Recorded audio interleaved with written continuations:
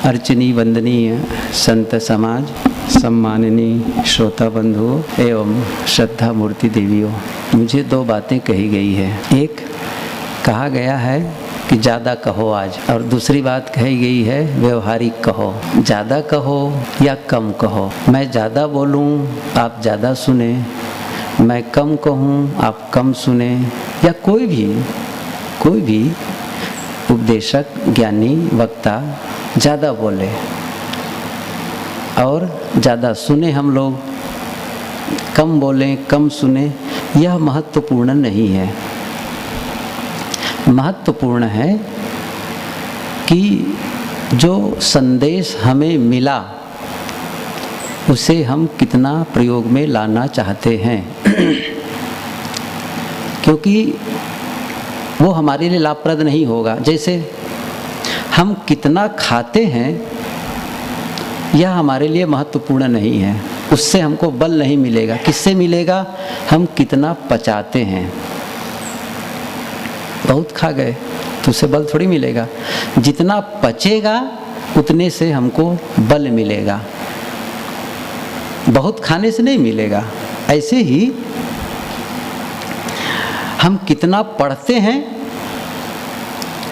इससे हम ज्ञानी नहीं हो जाएंगे। किससे होगा? जिससे जो हम याद रख पाते हैं, जो हम याद रख पाते हैं तभी ज्ञानी होंगे। कोई कितना पाता है, कमाता है और पाता, इससे वह धनी नहीं होगा। किससे धनी होगा? वो कितना बचाता है, आया खर्च हो गया तो उससे थोड़ी धनी हो जाएगा। वो जितना बचाएगा तब धनी होगा। ऐसे ही हम कितना सुनते हैं इससे हमारा कल्याण नहीं होगा, हमारा हित नहीं होगा। हमारा हित किससे होगा? हमारा हित होगा कि हम जो कुछ सुनते हैं उसे हम कितना प्रयोग में लाते हैं, कितना उसे आचरण में लाते हैं, इससे हमारा हित होगा। इसलिए कम और ज़्यादा की बात नहीं है। महत्वपूर्ण है संदेश थोड़ा हो और हमारे काम के लायक हो। संदेश ज़्यादा हो जिसका प्रयोग ही हमारे लिए संभव नहीं है या हम करना ही नहीं चाहते हैं, तो फिर दोनों मामला अच्छा नहीं है। इसलिए ज़्यादा की बात नहीं है। दूसरी बात व्यवहारिक। कई साधिकाओं ने संदेश दिया कि अब ज़्यादा कहें और व्यवहारिक चर्चा करें। जहाँ तक व्यवहार की बात है और परमार्थ की बात है, मैंने जहाँ तक समझा, सोचा, सुना सद्गुरु संतों से, ये दोनों अलग अलग नहीं हैं। व्यवहार और परमार्थ दोनों अलग अलग नहीं है।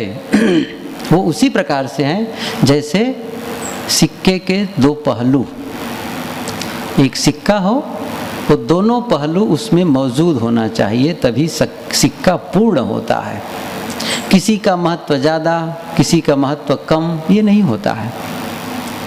इसलिए व्यवहार और परमार्थ को आप चीर के अलग अलग नहीं कर सकते हैं। आप किसे व्यवहार कहेंगे और किसे परमार्थ कहेंगे, सब एक ही बात है। थोड़ा सा इसको हम समझ लें फिर आगे बढ़ते हैं। हम जैसे कोई आदमी बीड़ी पीता है, कोई शराब पीता है, गलत खाता है, गलत पीता है, गलत बोलता है, तो उनसे कहा जाता है कि भाई ये सब चीज़ें छोड़ो, ये क्या कर रहे हो तुम। और सचमुच उनकी समझ में बात आ गई और वो छोड़ दिया, बीड़ी छोड़ दिया, सिगरेट छोड़ दिया, शराब छोड़ दिया। अब हमें यह विचारना है उसका व्यवहार बना कि उसका परमार्थ बना। क्या लगता है आप लोगों को? व्यवहार बना और परमार्थ क्या है फिर? वही तो हुआ ना। उसका व्यवहार भी अच्छा हो जाएगा और परमार्थ भी अपने आप होने लग जाएगा। कोई झूठ बोलता है, उनसे कहा गया झूठ मत बोला करो, ठीक नहीं है झूठ बोलना, और उनको भी लगा सचमुच झूठ नहीं बोलना है और झूठ बोलना बंद कर दिया। अब यह सोचना है उसका व्यवहार बना कि परमार्थ बना। क्या कहेंगे आप उसे? क्या झूठ बोलना यदि वह छोड़ दिया तो व्यवहार बिगड़ गया और क्या परमार्थ बिगड़ गया? कैसे अलग करेंगे? यदि वह झूठ बोलना छोड़ता है चोरी करना छोड़ता है तो उसका व्यवहार भी पवित्र हो जाएगा और उसकी आध्यात्मिक कमाई भी शुरू हो गई। और अलग क्या है, यही तो शुरुआत है, यही तो करना है। गलत खा पी रहे हैं तो व्यवहार भी अच्छा होगा, घर वाले भी अच्छा कहेंगे, समाज वाले भी अच्छा कहेंगे और उसकी परमार्थ भी कमाई शुरू होगी। इसलिए हमारा व्यवहार और परमार्थ अलग अलग नहीं है। जब हम एक जगह गड्ढा खोदते हैं, एक जगह गड्ढा खोदते हैं तो दूसरी जगह अपने आप टीला बनने लगता है। तो एक काम करते हैं तो अपने आप दोनों काम होने लगता है। ये बड़ा अद्भुत सामंजस्य है आदमी को। इसीलिए साधना कठिन तो है लेकिन सरल भी है, बशर्ते कि उसका संकल्प भाव हो और पूरा समर्पण भाव हो, फिर वो सरलीकरण अपने आप होने लगता है। जैसे अंधियारा है, अब कहा है कोई कि अंधियारा हटाओ, अंधियारा हटाओ, तो आप क्या करेंगे? अंधेरा को हटाने के लिए डंडा लाठी लेकर पीटेंगे? ऐसा नहीं है। आप क्या काम करते हैं? एक काम, प्रकाश जला देते हैं, एक दीपक जला देते हैं। तो जैसे दीपक जलाने का काम हुआ तो क्या हो गया? दो काम, अंधियारा गया और प्रकाश आया। ऐसे ही कोई आप आदमी अपने आचरण और व्यवहार को सुधारता है तो फिर उसका व्यवहार भी निर्मल होने लगता है और परमार्थ भी अपने आप अच्छा होने लगता है। वो परमार्थ की ही कमाई कर रहा है। और दूसरी बात एक और है, परमार्थ की कमाई के बिना व्यवहार की पवित्रता कैसे हो सकती है? नहीं हो सकती है। कैसे? मन ही तो है केंद्र में। आखिर किसी का कुछ बिगड़ा है तो मन ही बिगड़ता है। एक दिन मैंने कहा था ना, किसी आदमी को हम खराब कहते हैं, किसी आदमी को अच्छा कहते हैं। इसका अर्थ है जिसका स्वभाव अच्छा होता है उसे अच्छा आदमी कहते हैं और जिसका स्वभाव खराब होता है उसे हम खराब आदमी कहते हैं। इसका मतलब है उसका मन ठीक नहीं है। और सारी साधना पद्धति किसके लिए है? ये केवल मन को ठीक करने के लिए। और मन ठीक नहीं है और बाकी व्यवहार के लिए जोर दिया जाए, इसको ठीक करो, चोरी मत करो, हिंसा मत करो, कटु मत बोलो, ये कभी नहीं हो सकता है। चोरी को आप बंद नहीं करवा सकते, कभी नहीं करवा सकते चोरी करना बंद। कब होगा? जब वह चोरी करना सोचना बंद करेगा। परिवर्तन बाहर पहले नहीं होता है, कभी भी नहीं होगा, ये नियम ही नहीं है। सारा परिवर्तन पहले भीतर होता है और उसी परिवर्तन का प्रभाव बाहर आता है। हमारा व्यवहार ही हमारे मन का दर्पण है। हमारा व्यवहार ही हमारे मन का दर्पण है। अंदर क्या है इसको वो दिखा रहा है हमारा व्यवहार, और कुछ नहीं है। तो चोरी वो कैसे छोड़ सकता है यदि वो चोरी के बारे में सोच रहा है तो? इसलिए पहले मन को बदले कि मैं चोरी नहीं करूँगा। और जब वैचारिक परिवर्तन आ जाएगा तो व्यवहारिक परिवर्तन अपने आप हो जाएगा। उसको कहना ही नहीं पड़ेगा कि चोरी से ये हानि है, ये नुकसान है। उस सारी बातों को जब वो समझ लेगा अच्छी तरह से तो चोरी करेगा। आप दूसरे ढंग से इस चीज़ को समझ लें। और कोई शराब पीता है, शराबियों को शराब शराब छोड़ने के लिए कहकर किसी ने ठीक किया है? ऐसा हुआ है कभी? और कभी वो ठीक हो सकता है? नहीं हो सकता है। वो जब उसका विचार बदलेगा, उसके लिए शराब के प्रति उसके मन में घृणा भाव जगेगा, तिरस्कार भाव जगेगा, तब जाकर के वह शराब छोड़ सकता है। दोष दृष्टि जब ही भई तब उपजो बैराग। उसके प्रति जब दोष दृष्टि होगी तभी उसके मन में शराब के प्रति विराग भाव जगेगा, तभी वो छूटेगा। और जब शराब छूट गई, शराब जब नहीं पीता है, एक आदमी जो पीता था लेकिन अब सत्संग में आते आते शराब पीना छोड़ दिया और अच्छी तरह से समझ पूर्वक छोड़ा। देखिए, एक है दबाव पूर्वक परिवर्तन और दूसरा है समझ पूर्वक परिवर्तन। इन दोनों में बहुत अंतर है। किसी को दबाव पूर्वक बदलते हैं, क्या हो रहा है? ये आवाज़ कैसे होती है? किसी का दबाव पूर्वक बदलाव करते हैं, जिसको कहते हैं शासन। दूसरे शब्दों में क्या कहें? शासन। शासन के बल पर किसी का बदलाव करना चाहेंगे, कभी नहीं हो सकता है। कब बदलेगा? आत्मानुशासन से। जब आत्मानुशासी हो जाता है आदमी, वो कहेगा मैं नहीं पीना चाहता, मुझे नहीं चाहिए, और ऐसा करते करते उसका मन पूरा ऐसा होगा, पूरी समझ के साथ मुझे शराब नहीं पीना है, पूर्ण रूप से संकल्प कर लिया और बहुत दिनों से नहीं पिया। और अब क्या उनको फिर से शराब पिलाया जा सकता है? नहीं पिलाया जा सकता है। संकल्प जो उसको समझ है। आप लोग जानते हैं हिंदू और मुसलमान, मुसलमान सूअर का मांस कभी खा ही नहीं सकते, वो मर जाएंगे लेकिन नहीं खाएंगे। उसी प्रकार से जैसे हिंदू गाय का मांस नहीं खा सकता, क्यों? समझ है, वैसी संकल्प है, नहीं करना है, बिल्कुल नहीं खाना है, जैसा भी हो जाए उसको 1000 तुम कहो 1000 रुपया देता हूँ, 2000 देता हूँ, नहीं चलने वाला है, नहीं चलेगा। क्योंकि भीतर बदल गया है वो, बाहर फिर अपने आप बदलेगा। चोरी, मैंने कहा ना, चोरी है, हिंसा है, व्यभिचार है, कोई भी दुराचरण। कोई कहता है क्रोध छोड़ो, क्रोध कैसे छूट सकता है? नहीं छूटेगा क्रोध, कभी नहीं छूटेगा क्रोध। क्रोध छोड़ने को कहकर हम किसी के क्रोध को नहीं छुड़ा सकते। जब उसका मन बदलेगा, वो खुद समझेगा कि यह गलत है, क्रोध करना गलत है और मुझे क्रोध आता है, इसे वह स्वीकारेगा। और जब स्वीकारेगा और अंतर्ग्लानि करेगा, फिर समय आने पर उसको न करने का संकल्प लेगा और वैसा वो अपने आप में मानसिक चित्रण बनाएगा, तो फिर वो जाएगा।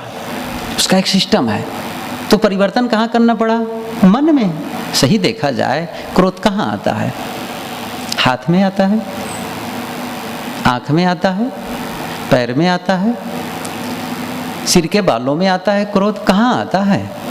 सबको पता है, क्रोध पहले मन में आता है, पहले ही आता है, और वही उसे खत्म कर दिया गया, समझ पूर्वक उसे ही खत्म कर दिया गया, तो आएगा कहाँ? साहब ने कहा है ना, फूल भल फूलल, मलिन भल गाथल। क्रोध का चिंतन, काम का चिंतन, लोभ का चिंतन, सब कुछ पहले क्या है? मस्तिष्क में। साहब बड़े बड़े वैज्ञानिक पुरुष थे, उन्होंने कहा है फूल भल फूलल। फूल कहाँ हुआ? फूला। कहाँ फूला? ऊपर मस्तिष्क प्रदेश में। और मालिनी उसे गांथती है, माला बनाती है। तो कहाँ है? गगन मंडल बीच फूल एक फूला, तरभव डार ऊपर भव मूला। ये मस्तिष्क प्रदेश में, अर्थात विचारों में क्रोध भरा है। बस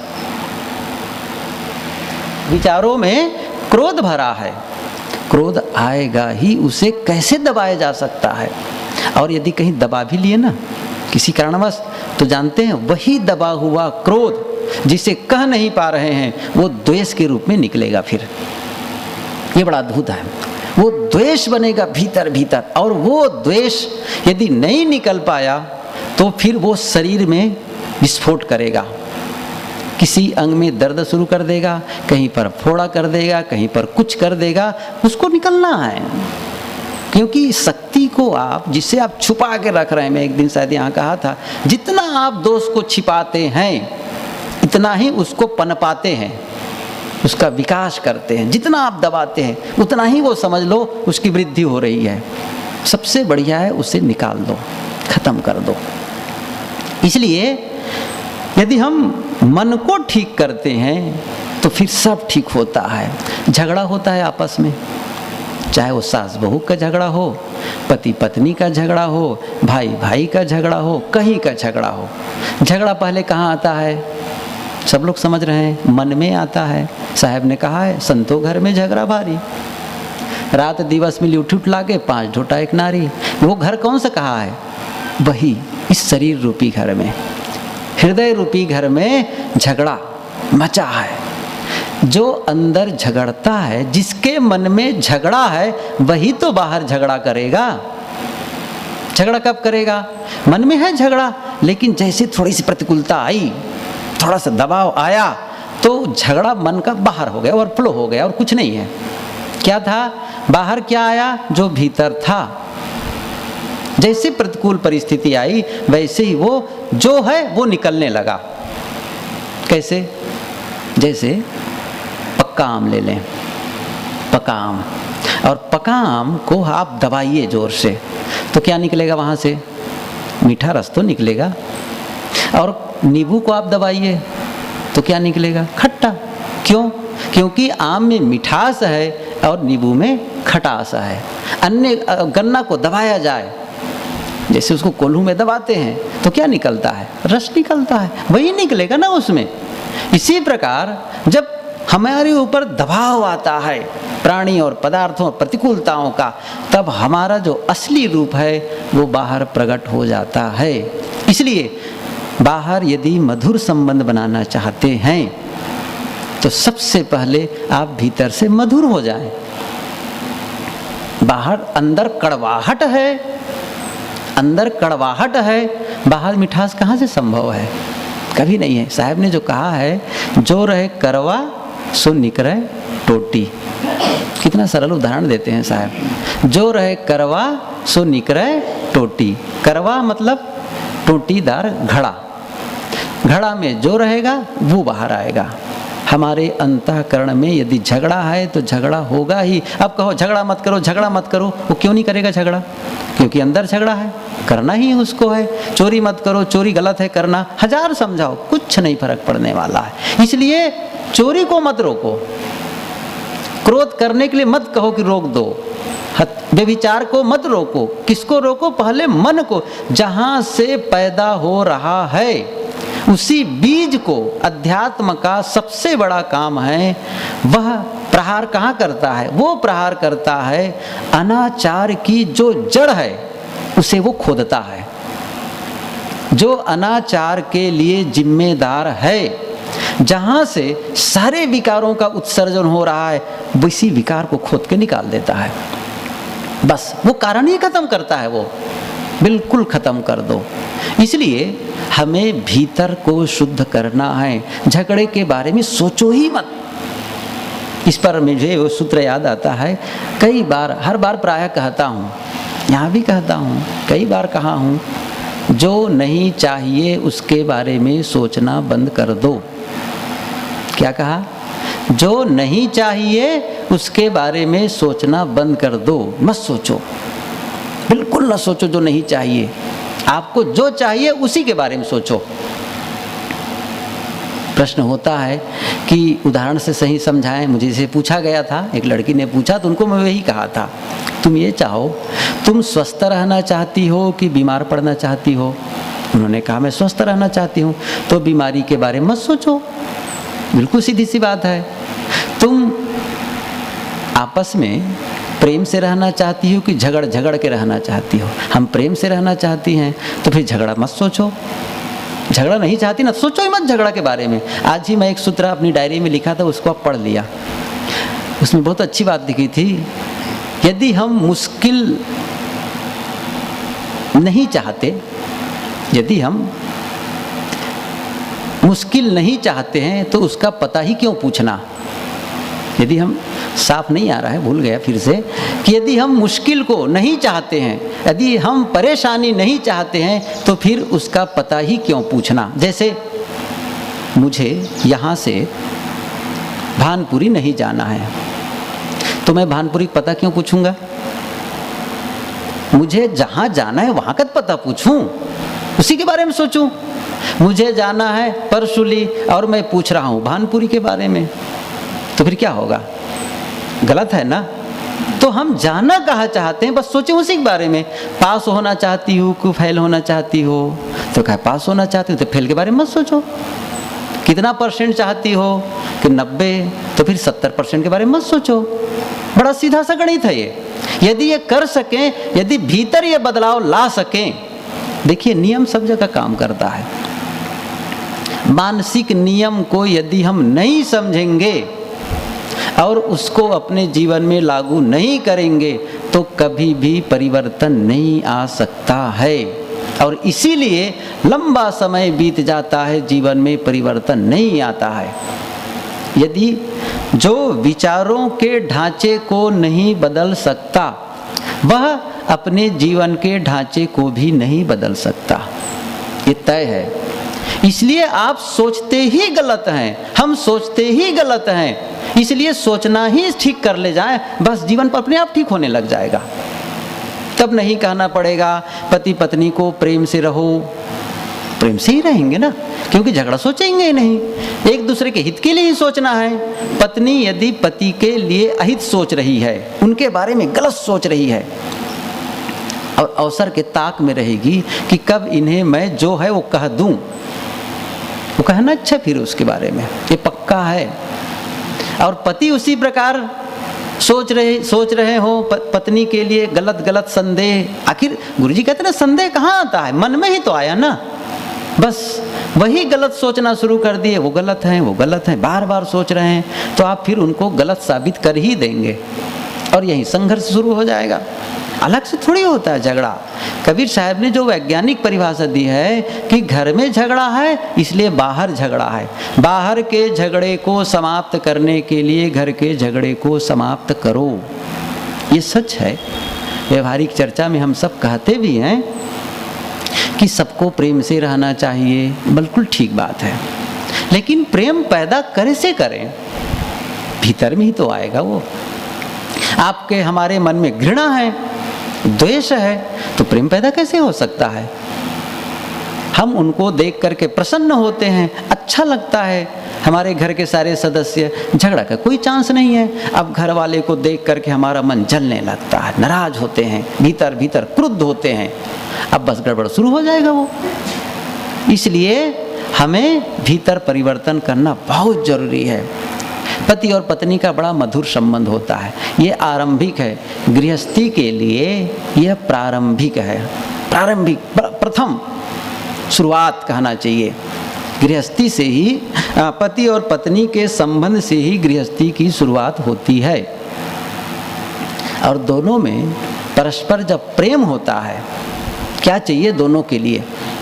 दोनों के लिए दो चीज चाहिए, प्रेम और विश्वास, दो बिंदु है। यदि एक और कह सकते हैं आदर, एक ही बात है सब। प्रेम और विश्वास यदि है आपस में, तो फिर संबंध लंबा समय तक बना रहेगा, निर्विघ्न चलेगा।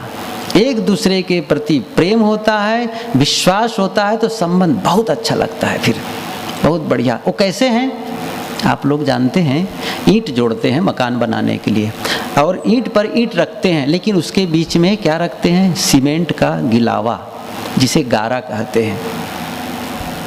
ईंटों को जोड़ने के लिए जैसे सीमेंट का गारा होता है, वैसे ही मनुष्यों को जोड़ने के लिए, परस्पर संबंध को मजबूत करने के लिए प्रेम और विश्वास का गारा चाहिए।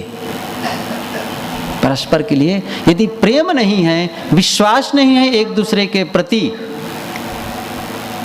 तो जानते हैं जैसे ईंट बिखर जाएंगे बिना गारा के, वैसे ही संबंध भी बिखर जाएंगे।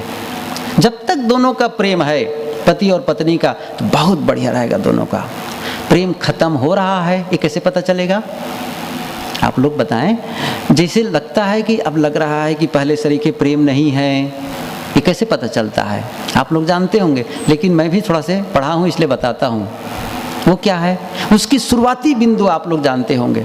यदि दोनों किसी भी संबंध के लिए, चाहे वो पति पत्नी हो, पिता पित्र हो, भाई भाई हो, गुरु भाई, किसी भी संबंध के साथ में यदि खटास, यदि कुछ कटुता प्रारंभ हो रही है, इसकी शुरुआती बिंदु यह है कि दोनों के बीच हंसी कम या खत्म हो जाएगी। ये पहला काम होगा। क्या होगा? हंसी नहीं होगी। फिर समझ लो, जहां हंसी नहीं हो रही है परस्पर, इसका मतलब है गड़बड़ी शुरू हो गई है। उसे आप जल्दी ठीक कर लें।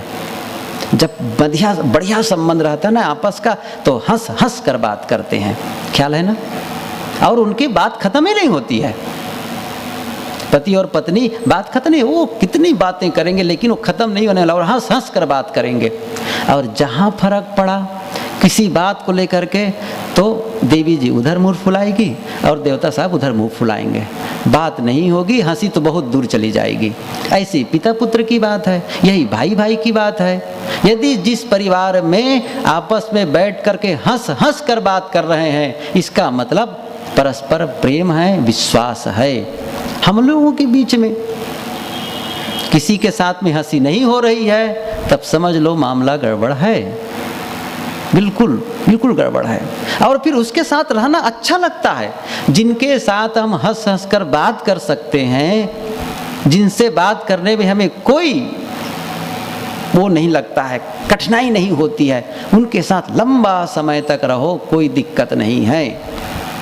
जैसे आप किसी के साथ कोई प्रेमी हो, प्रेमिका हो, उनके साथ रास्ता कोई चलता है, लंबा समय तक चलेगा, और कहीं झगड़ालू पत्नी साथ में है तब 2 किलोमीटर चलना कठिन होगा। किसी भांति पिंड तो छूटे, या दूसरे कह देंगे उनके साथ आ जाना, मैं नहीं ले चलूँगा, ऐसा कहते हैं। क्यों? उससे बातें नहीं है, विषय ही नहीं रह गया बात करने के लिए, वो खत्म ही है, ये सूख गया। इसका मतलब है प्रेम सूख रहा है, इसका पूरा ध्यान देना चाहिए, पूरा। और जैसे आप किसी पेड़ को सींचते हैं पानी से, तभी पेड़ मजबूत रहता है, तभी पेड़ मजबूत रहता है। ऐसे ही आपको प्रेम को सींचना पड़ता है, वो अपने आप नहीं आता है, प्रेम सूखने लगता है। ये बड़ा अद्भुत है। हम लोग क्या करते हैं, अरे उनसे क्या कहना है, वो तो अपने ही हैं, उससे क्या बार बार बताना है कि हम तुमको अच्छा, हमारे लिए तुम अच्छे हो, यो हो, कुछ नहीं, ये सब बातें हैं। आप कहेंगे क्या उसको बताना है रोज रोज कि मैं तुमसे प्रेम करता हूँ, तुम अच्छे हो, तुम्हारा रहना मेरे लिए बढ़िया है, ये क्या बताना है? बताना है उस चीज़ को, बिल्कुल। बताने का मतलब ये नहीं कि मुंह से बताओ, आप कुछ ऐसा व्यवहार करें उनके साथ जिनसे उन्हें महसूस हो कि मेरी उपस्थिति इनको अच्छी लगती है। आप जैसे पुरुष काम करके आया घर में, और गृह देवी उनकी पत्नी है, यदि उसे वो मुस्कुरा कर मिलती है तो जानते हो उनका जितना थकावट है ना, वो आधा वहीं पर ख़त्म। मतलब हम आपको पसंद करते हैं, आपकी उपस्थिति हमको अच्छी लगती है। और पुरुष कमा के आया, बाहर ऑफिस से कहीं से आया, और वो मुंह फुलाए बैठी है, बात भी नहीं कर रही है। जानते कितना कठिन होता है इसको लेकर के? बहुत कठिन होता है फिर उसको आना, घर में आना। इसलिए परस्पर का संबंध में खटास ना आने पाए, इसका पूरा ध्यान रखें। और जहाँ शुरू हुई वहीं पर आप ठीक कर लीजिए, तुरंत उसको जल्दी से जल्दी रिपेयरिंग कर लीजिए। हम लोग जानते हैं मोटरसाइकिल में गड़बड़ी हुई, तुरंत रिपेयरिंग, कोई वार नहीं करेंगे। गाड़ी में है, तुरंत रिपेयरिंग। कहीं दीवार में कहीं उसका प्लास्टर निकला, तुरंत रिपेयरिंग। लेकिन संबंधों की रिपेयरिंग नहीं करते हैं, उसकी भी आवश्यकता है। आप कहते हैं क्या फ़र्क पड़ेगा, इससे तो अपने ही हैं। बड़ा अटपट है, दूसरे के साथ तो हम संबंध बढ़िया बना लेते हैं, उनको बढ़िया बढ़िया शब्द कहेंगे, ऐसी बातें कहेंगे जिससे वो प्रसन्न हो जाए। एक उदाहरण बताऊं, बड़ा सरल उदाहरण। आप कहीं रास्ते जा रहे थे और आपका एक रुमाल गिर गया, जेब से गिर गया धोखे से, और पीछे एक महिला आ रही थी, उन्होंने रुमाल दिया, भाई साहब ये आपका रुमाल गिर गया। तब आप रुमाल लेंगे, कहें धन्यवाद, बहुत बहुत धन्यवाद आपको, ये कहेंगे। और कहीं घर में कोई चीज़ गिर जाए और आपकी पत्नी देती है, कभी धन्यवाद नहीं कहेंगे उनको, कहेंगे ये तो अपने ही हैं, वहाँ नहीं कहेंगे धन्यवाद, वो फर्क ही नहीं पड़ना है। इसलिए तो क्या है, हम प्रेम को सींच नहीं रहे हैं, नहीं सींच रहे हैं, उसे सींचें। और जब सींचेंगे ना तो फिर देखिए रोज रोज मजबूत होता जाएगा, रोज मजबूत होता जाएगा। एक उदाहरण याद आया सींचने को लेकर के, यद्यपि थोड़ा से हट के है विषय से, लेकिन इस सींचने की बात आई इसलिए कह देता हूँ।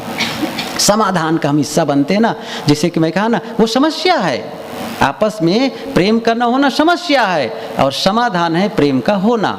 तो पति और पत्नी की बात, दोनों बढ़िया थे, लेकिन पता नहीं किसी बात को लेकर के दोनों में संघर्ष शुरू हो गया, और यहाँ तक दोनों में विवाद छिड़ गया, कह दिए कि अब तलाक लेना है, साथ साथ नहीं रहना है। कह तो दिए जोश में, लेकिन अच्छा तो नहीं लग रहा था। फिर दोनों ने क्या तय किया, उनके घर के अंदर एक गमला था, एक पौधा लगा था हरा हरा। तो दोनों ने कहा जिस दिन यह पौधा सूख जाएगा उसी दिन हम तलाक ले लेंगे। क्या कहते हैं? जिस दिन ये गमले का पौधा सूख जाएगा उसी दिन तलाक ले लेंगे। फिर हुआ क्या, रात होती थी तो जो श्रीमती थी चुपके से उठ करके पानी डाल देती थी। आधी रात में उठती थी चुपके से और पानी डाल देती थी। और पता नहीं रात में कब उठते थे महोदय जी, वो भी पानी डाल देते थे चुपके से। और एक दिन ऐसा हुआ कि दोनों पानी डालने के लिए आए और दोनों सामने आ गए। आपको लगता है कि तलाक होने की संभावना है? क्योंकि दोनों सींच रहे हैं, दोनों नहीं चाहते हैं। भले वो जोश में कह दिए हैं लेकिन चाहते हैं कि साथ रहें साथ रहें। जब ये भाव जगता है तो कभी भी बिखराव नहीं होता है। हम सींचें उस चीज़ को, ऐसा कुछ करें, कभी कभी ऐसी वस्तु ही ला करके दे दें। और ज़्यादा ये होता है उनके साथ ज़्यादा समय बिताना, परिवार के साथ, पत्नी के साथ, बच्चों के साथ समय दो आप उनको। केवल उनको गिफ्ट न दो, सामान ही के पर्याप्त, सामान पर्याप्त नहीं है, समय पर्याप्त है। उनके साथ बैठकर खाना पीना, बात करना।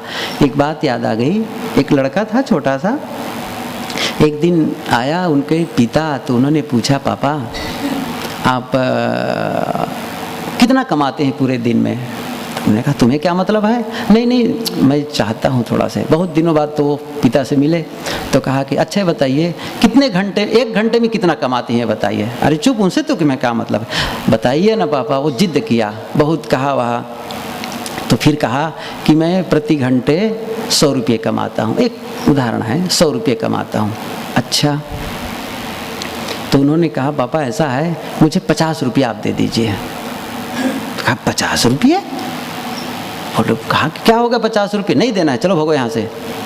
बाद में बुलाकर लगा कि बच्चे ने 50 रुपये मांगे, नहीं दिया, ठीक नहीं है। बुलाकर कहा सुनो ये 50 रुपये तुम्हारे, ठीक है। और जा कर के जब उनके बिस्तर को देखता है तो उसके 50 रुपये पहले से थे जेब उसके, उसमें जहाँ सोता था बच्चा वहाँ। तो कहा तुम्हारे पास तो 50 रुपया पहले से ही थे और तुम 50 रुपये क्यों मांगे? तब उन्होंने कहा पिताजी, उन्होंने कहा पापा ऐसा है 50 रुपया मेरे पास थे और 50 रुपया मैंने इसलिए मांग लिया, मैं सोचता हूँ 1 घंटा जो आप कमाते हैं उसको मैं आपको दे दूँ और हमारे साथ 1 घंटे बैठ करके भोजन करेंगे, इसीलिए मैं 100 रुपये जुटा रहा था। 1 घंटा बैठ करके साथ में भोजन करेंगे, बात करेंगे। कितना महत्वपूर्ण होता है उनके साथ समय बिताना। हम समझते कोई बात नहीं चलेगा, उनके दिल के दर्द को समझे तो। परस्पर किसी के लिए भी हो, पति हो, पत्नी हो, भाई हो, किसी के साथ हो। यह है प्रेम बढ़ाने का ढंग। हम कहते हैं कि चलेगा, ऐसा नहीं चलने वाला है। और जब आपस में प्रेम रहता है पति और पत्नी का, तो जानते हो क्या होता है? गुरुदेव जी के ही शब्दों में मैं कहूँ, उनका कहना है कि 3 पीढ़ी का हित होता है। क्या होता है? 3 पीढ़ी का। अर्थात दोनों यदि प्रेम से हैं तो फिर परिवार के बुजुर्गों की अच्छी सेवा होगी। और दोनों ही लड़ेंगे तो माता पिता की सेवा कैसे कर पाएंगे? सास ससुर की सेवा कहाँ संभव है? नहीं है संभव, नहीं हो सकता है। और बच्चों की सेवा, अपना खुद विकास करेंगे, दूसरी पीढ़ी अपना वो भी विकास करेंगे, और तीसरी पीढ़ी है बच्चे, उनकी भी परवरिश अच्छी होगी। क्योंकि आप उनको दिखा रहे हैं, उनको दिखा रहे हैं कैसे करना चाहिए। वो खुद देख रहे हैं ऐसा मुझे करना चाहिए। वो आपके विचारों से या आपके उपदेश को नहीं ग्रहण करते हैं, आपके व्यवहार को ग्रहण करते हैं। एक ने बहुत अच्छी बात लिखी, एक विचारक ने लिखा है, कोई माँ अपने बच्चों के लिए सबसे बढ़िया क्या कर सकती है? उन्होंने लिखा है, कोई माँ अपने बच्चों के लिए सबसे बढ़िया कर सकती है, वह है बच्चों के पिता से प्रेम। और कोई पिता अपने बच्चों के लिए सबसे बढ़िया कर सकता है, वह है बच्चों की माँ से प्रेम। मतलब यह है, जब वो माता पिता प्रेम से रहते हैं तो जानते हैं इससे सबसे बड़ा लाभ क्या होता है? बच्चों को लाभ होता है। और जब वह दोनों लड़ते हैं तो भयंकर कठिनाई होती है बच्चों को, क्योंकि वो समझते हैं हम किनका पक्ष लें। और अपने आप की असुरक्षा महसूस करते हैं। और जब माता पिता प्रेम से रहते हैं तो दोनों अपने आप को सुरक्षित महसूस करते हैं। बढ़िया, मतलब माता पिता यदि प्रेम से, सब सुरक्षित, संरक्षण चाहिए उनको। और जब संघर्ष करते हैं तो भयंकर उनको पीड़ा होती है, हम माँ का पक्ष लें कि पिता का पक्ष लें, बहुत कठिनाई होती है। और इस दर्द को, बच्चे के दर्द को आप नहीं समझ पा रहे हैं। इसलिए जो भी अंदर कटुता है उसे निकाल दें, किसी भांति भी कटुता न पालें। और ये कब होगा? मन में कटुता है तो फिर व्यवहार में कटुता आएगा। सोचो ही मत कटुता के बारे में, गलत सोचना ही नहीं है, ये परिवर्तन हो सकता है। तो परस्पर प्रेम चाहिए, विश्वास चाहिए, तभी काम बनता है। मनुष्य को श्रेय दो, घर के सदस्यों को श्रेय देना सीखें। धन है वो भी महत्वपूर्ण है, उसका दुरुपयोग नहीं होना चाहिए, लेकिन धन से भी ज़्यादा महत्वपूर्ण है, वस्तु से भी ज़्यादा महत्वपूर्ण क्या है? आपके साथी, आपके घर के सदस्य, आपके जितने मित्र हैं, सब महत्वपूर्ण हैं। इसलिए वस्तु खराब एक बार हो जाए तो चलेगा, लेकिन हमारे साथी का मन खराब ना हो, इसकी पूरी सावधानी रखनी चाहिए। उसको हमारे तरफ से कोई कठिनाई ना हो, इसका पूरा ख्याल रखना पड़ेगा। पारिवारिक संबंध को मधुर बनाए रखने के लिए एक महिला थी, वो गाड़ी जो 4 पहिया वाहन, जैसे आजकल मारुति है, इंडिगो है, इंडिका है, ये सब गाड़ियाँ आती, इसी प्रकार की बिल्कुल नई गाड़ी उनके पति ने खरीदी थी, शोरूम से निकाली। बस 2-4 दिन ही बीते थे और उनकी पत्नी उस गाड़ी को चलाकर कहीं जा रही थी। अचानक सामने वाले जो आ रहे थे सज्जन, उनकी गाड़ी से टकरा गए थोड़ा सा। अब वो गाड़ी जो है वो खराब हो गई, जैसे धक्का लगने से पिचक गई। अब वो बहुत हैरान, अब रोने लगी कि मैं पति को कैसे जवाब दूंगी, क्योंकि नई नई गाड़ी आती है ना, तो उसका बड़ा ध्यान रखा जाता है। एक ने मजाक किया है, यदि पत्नी जब गाड़ी में बैठती है और पुरुष दरवाज़ा खोलता है, उसके 2 कारण हो सकते हैं। विनोद किया है, पुरुष दरवाज़ा खोलता है अपनी पत्नी को बैठने के लिए, उसका 2 कारण होगा, या तो गाड़ी नहीं होगी या फिर पत्नी नहीं होगी। गाड़ी नहीं होगी तो ख्याल करेगा, और पत्नी नहीं है इसलिए सम्मान करेगा, तो यही कारण है। तो फिर वो बहुत परेशान, रोने लगी, पति को कैसे बताऊंगी, गाड़ी वो हो गई। लेकिन सामने वाला जो आदमी था जिसके साथ में गाड़ी टकराई थी ट्रैफिक के समय, वो आकर थोड़ा सहानुभूति प्रकट किया। ऐसा है कि हम दोनों को एक दूसरे का लाइसेंस नंबर और रजिस्ट्रेशन नंबर लिख लेना चाहिए, ताकि कभी ज़रूरत पड़े तो इसका काम, उसका उपयोग किया जा सके। तब जैसे ही वो थोड़ा सामने वो डिब्बा रहता है उनका गाड़ी में, तो निकाला तो एक भूरे रंग का लिफाफा बड़ा सा था, उसी में सब रजिस्ट्रेशन नंबर, लाइसेंस सब कुछ था उसमें। जैसे वो निकालती, साथ में कागज़ निकलता है, उस कागज़ में पहले से ही उनके पति महोदय लिख करके एक पर्चा रख दिया था। तो क्या लिखा था उस कागज़ में? उन्होंने लिखा था अपनी पत्नी को संबोधित करते हुए कि जो भी संबोधन था, उन्होंने कहा कि यदि कभी गाड़ी में एक्सीडेंट हो जाए, गाड़ी में खराबी हो जाए, तो चिंता मत करना, मैं प्रेम तुमसे करता हूँ, गाड़ी से प्रेम नहीं करता हूँ। क्या लिखा? मैं प्रेम तुमसे करता हूँ, गाड़ी से प्रेम नहीं करता हूँ। और जानते हैं इस पंक्ति को पढ़कर उसको कितना सुकून मिला होगा, कितना उनको बल मिला होगा, जो रो रहे थे कि कैसे बताऊं। ये है परस्पर प्रेम का संबंध। इसलिए महत्व किसको देना, इसके एक ठीक उल्टा उदाहरण बताऊं, अभी ख्याल आ गया। एक ठीक उल्टा उदाहरण, एक आदमी था, अपनी जमा पूंजी जितनी थी उसके आधार पर एक नई ट्रक खरीदी, बिल्कुल नई ट्रक आकर खड़ी थी। छोटा सा बच्चा था उनका, नन्हा सा, वो क्या खेलते खेलते, हथौड़ा था उनके हाथ में कहीं से लोहे का, वो खेलते खेलते गया और पता ही नहीं उसको क्या करना चाहिए, ट्रक को ठोक दिया, बानट को। और जब ठोक दिया तो ट्रक नहीं आई थी, पचक गई। अब वो आदमी देखा, इतना नाराज हुआ, बहुत क्रोधित हुआ, और आकर क्या किया, आया, हथौड़ा छीना और बच्चे खाते मार दिया, खाट से उंगली में। अब बच्चा हो गया बेहोश, तब उन्हें होश आया, अरे ये क्या हो गया। दौड़ा बच्चे को लेकर अस्पताल गया। डॉक्टरों ने देखा, परखा, बहुत प्रयास किया उसको ठीक कर लेने के लिए, बहुत प्रयास किया, लेकिन उंगली को काटना ही पड़ा। स्थिति ऐसी हो गई, उंगली को काट देनी पड़ी। पट्टी लगी हुई थी। तब उनको होश आया, बच्चे को होश आया। तब पिता बैठा था सामने। उन्होंने कहा, पापा आप मुझे माफ़ कर दीजिए, मैंने आपकी ट्रक में हथौड़ा मार दिया। क्या कहता है, मुझे माफ़ कर देना, मैंने आपकी ट्रक में हथौड़ा मार दिया। तब उसने में उतनी नज़र चली गई हाथ में। तब वो कहता है, मेरी उंगली कब बड़ी होगी। क्या कह रहा है, अब मेरी उंगली कब बड़ी होगी, पूछा। इस दुख को उनका पिता सह नहीं पाया, क्योंकि वो जानता था कि उंगली अब बड़ी होने वाली नहीं है। मेरी उंगली कब बड़ी होगी, इस दर्द को वो सुना, इस बात को सुन करके इतना दुखी हुआ, आकर के आत्महत्या कर लिया। किसको महत्व दे रहे हैं, वस्तु को या व्यक्ति को। व्यक्ति के साथ प्रेम करें, वस्तु तो आती और जाती है। इसलिए परस्पर प्रेम, विश्वास, आदर का भाव, एक दूसरे के प्रति जो दोष देखने की जो प्रवृत्ति है उसको खत्म करें। कहाँ तक दोष देखेंगे, दोष मत देखो, अच्छाई देखो, बार बार अच्छाई देखो। किसी के से कोई गलती भी हो जाए तो उन्हें बड़ी सहानुभूति और शालीनता से बताओ, ऐसी गलती हो गई है, इसको ऐसा नहीं करना चाहिए। उदार बनने की आवश्यकता है, उदार बनने की आवश्यकता है, अपने मन का विकास करने की आवश्यकता है। तभी हम सब साथियों को लेकर चल सकते हैं। दोष क्या देखना है, गलती हो गई, किसी से चोट मिल गई, किसी से कोई कटु बात मिल गई, हम ही तो सहना है, कौन करेगा। कल ही हम लोग चर्चा कर रहे थे यहाँ आपस में, उसमें बात आई थी कि बड़ों की डांट को सह लेना, ये सबका काम आएगा।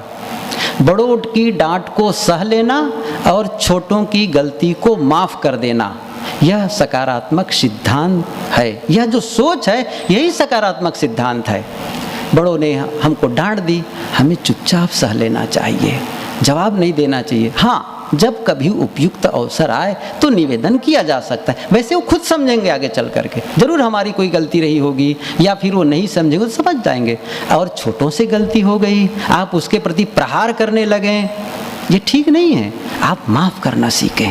ये दो ही काम यदि हम कर लेते हैं, मानो हम घर में स्वर्ग बनाते हैं।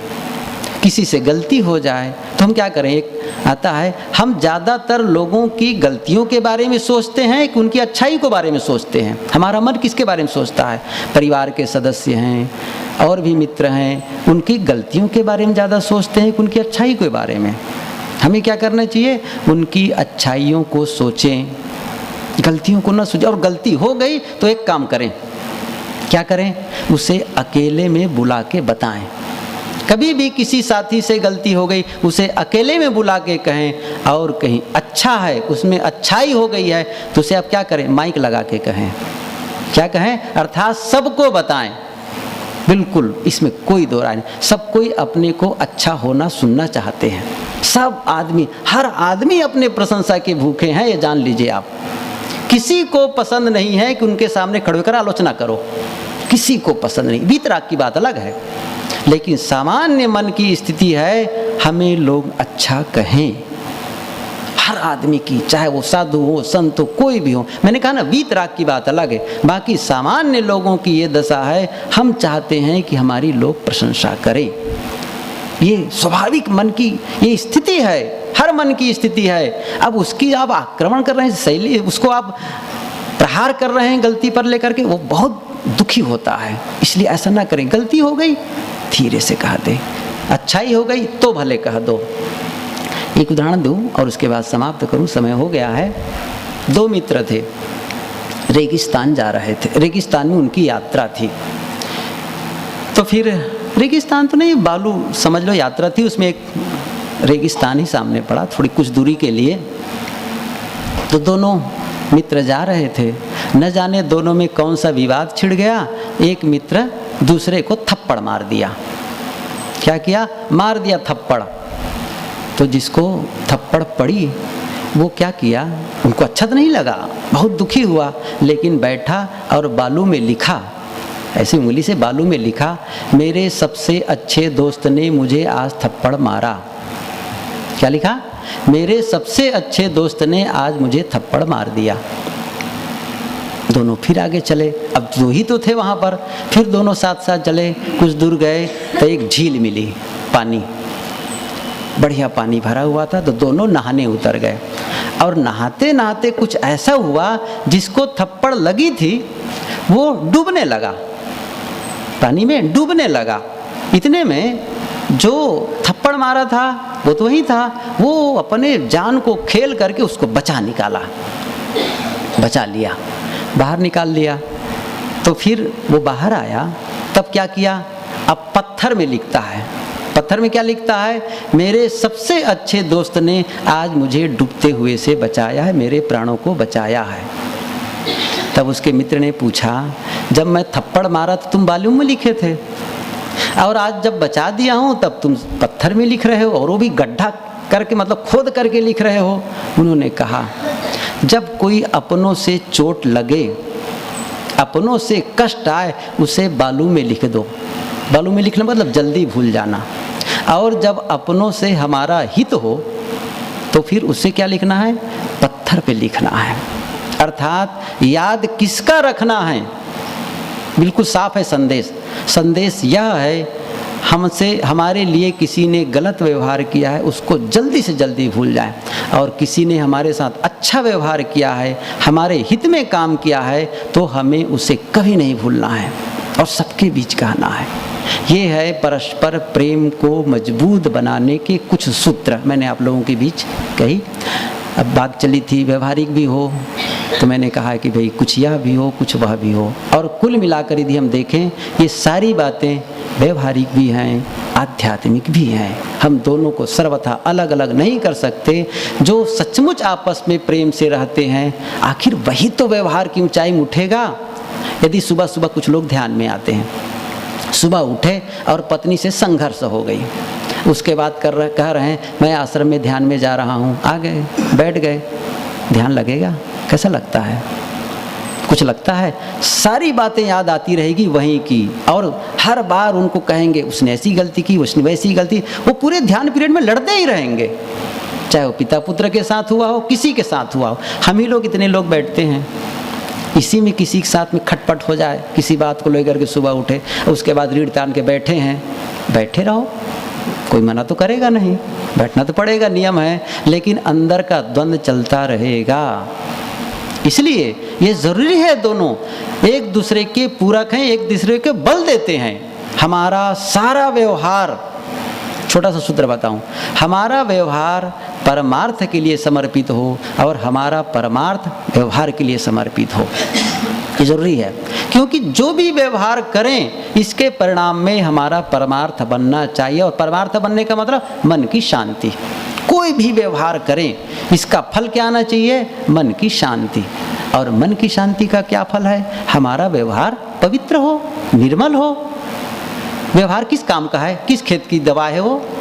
किसके लिए है आखिर परमार्थ हमारा? हम बहुत ध्यान करते हैं। मैंने एक दिन यहाँ साथियों के बीच सूत्र कहा था, तुम कितना ध्यान करते हो तुम जानो, कितना ज्ञान कहते हो ये तुम जानो।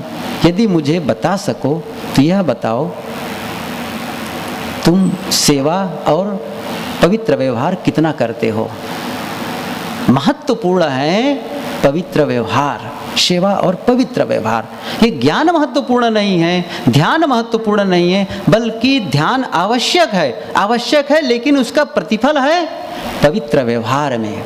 नहीं बहुत ध्यान करते हैं, बहुत उपदेश करते हैं और व्यवहार में कटुता है, कड़वाहट है, तो फिर नहीं। इसलिए हमारा व्यवहार परमार्थ के लिए हो और हमारा जो परमार्थ है उससे व्यवहार उज्जवल हो। ये जब एक दूसरे को हम बल देते हैं तो हमारा सर्वांगीण विकास होता है, पूरा विकास होता है। और यही सब हम सबको करना चाहिए। काफ़ी देर हो गई, आप लोग बैठे सुन रहे हैं, मैं अपनी वाणी को यहीं पर विराम देता हूँ। बोलिए सद्गुरु देव की जय।